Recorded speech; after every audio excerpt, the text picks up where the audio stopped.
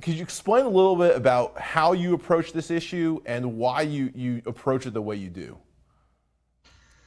Well, it's a great question, and I think most of the time when we're trying to get all these different groups and sectors to be able to partner, it seems like we're just trying to torture ourselves, and so try to make it as complicated as possible. The reality is that hunger and poverty are too big for any one organization or any one sector to address by themselves.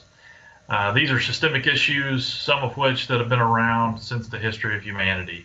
And so we're not going to volunteer our way out of it. This is something where we need our best leaders in our country, our brightest researchers and thinkers, and our most committed people in local communities and public servants to really commit their lives to this particular cause, because it's something that is solvable. Now, we produce enough food for everyone to have 3 healthy meals a day, 7 days a week, no matter where they live in our nation. We produce that much for a global, to address the global issue of food insecurity and hunger.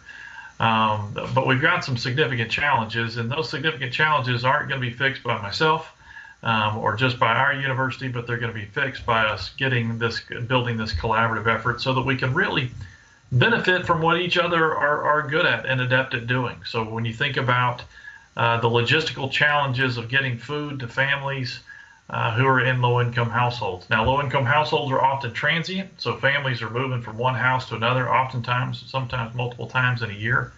But typically, low-income neighborhoods and low-income communities aren't transient. Many of them have been low-income for, decades, if not a century.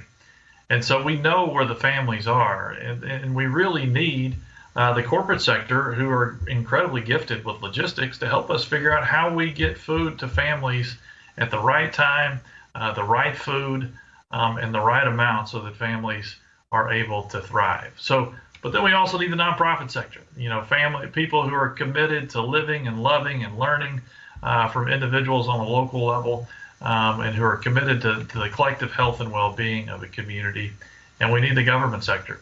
No one puts more resources into addressing hunger and poverty than the federal government, and so we can't do it without them. But all really kind of, when I think about it from a faith perspective, we think about faith animating our worldview, or breathing life into everything that we do. And certainly we know that all this needs to be undergirded by that faith, and so not only being committed to God, but being committed to loving our neighbors ourselves. Yeah.